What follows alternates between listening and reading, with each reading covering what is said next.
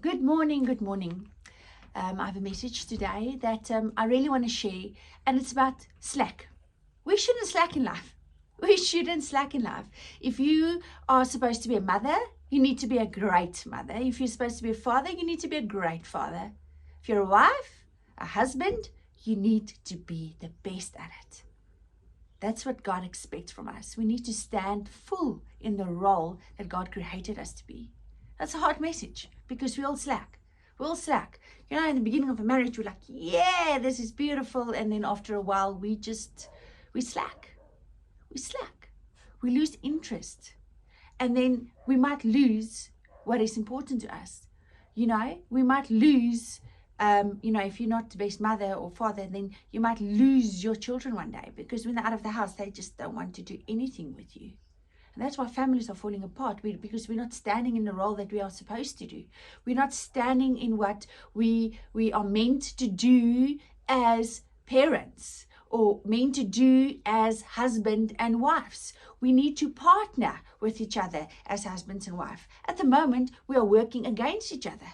We are, who's the best in this marriage? Oh, no, I'm going to get you. Oh, no, you do that. No, that is not what we are supposed to do. If you are a wife, you need to be the best wife that you can be. If you're a husband, you need to be the best husband that you can be. So as a mother, a father, a work colleague, if you work for someone, you need to be the best you can be in that job. Why are we slacking? Why when we start a job, we go, yeah, oh yeah, we're great at this. Yes, this is fantastic. And then all of a sudden, we slack. Why do we do that? I'm going to tell you why we do that. We get lazy. We get distracted. And I think the main thing that is coming in is because we don't have respect. We don't have respect. And I think that's why so many marriages are falling. That's why so many, jobs are there. There's just no respect. If you notice when you walk into a shop, service is like, I don't know. Some places service are really great, but other places you just walk and you think, how on earth did that person get that job? They can't even greet. They can't even smile. They're just there. They're slacking. They're lazy. And the word clearly states in Proverbs 13 verse 4, it says, the soul of the lazy person craves and gets nothing, but the soul of the diligent who works willingly is rich and abundantly supplied. Soul, you're inside. If you don't do your best at everything, you will be unhappy inside because then you won't be fulfilled. If you have children, your role is to be a parent. If you don't complete that role, or if you don't stand in that role 100%, you will feel incomplete because you are not doing that what you are called for. If you don't live a purposeful life, whatever it might be, you will be empty. You will continuously seek. I love the way the Passion Translation says. It says, the slacker wants it all and ends up with nothing. Ends up with nothing. But the hard worker ends up with all that he longed for. Why? Because rewards come with honor. Rewards come with doing what you are supposed to do to stand in your calling. That is why. That is why. If you are not doing what you should do in your marriage, you might lose your marriage. If you are not the best wife that you can be, you might lose your husband because then you will go try and maybe, I don't know how this works. But we need to stop slacking. We need to get up. We need to take off our clothes of pride and we need to say, oh, Lord, help me to be humble.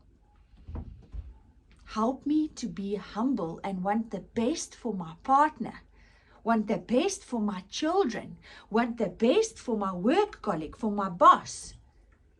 We need to realize that life is not just about us. Me, myself, and I. Take it off. In Jesus' name, take it off.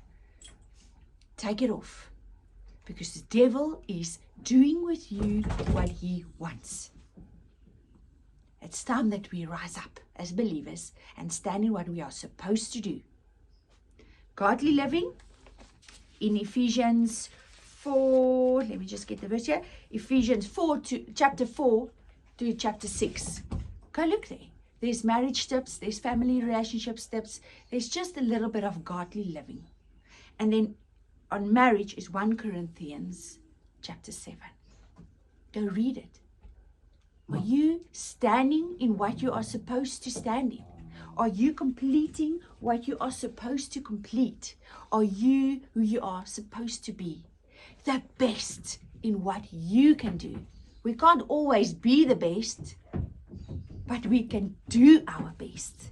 And through that, God will reward you because you live in good stewardship. Whatever God has given you, you steward it well, and you will receive a reward. And it will be fulfilling to you.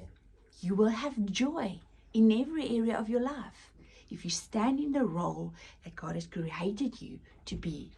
In life, we've got different roles, different seasons. But in your season right now, if you have to stand in a role, do it. Do it. Do it with a grateful heart, with a smile on your face. And I promise you, you will see the fruit that is coming out of that. Do not grow weary to do good. God will reward you. Even though the other person doesn't do what he's supposed to do or what she's supposed to do, you do what you're supposed to do. And I promise you, it's going to roll over into both just doing what we are supposed to do. Don't wait for the other one to do what they're supposed to do, then you do what you're supposed to do. No! That's arrogant, that's pride, that is rebellion. We have to break rebellious attitudes in our lives. No.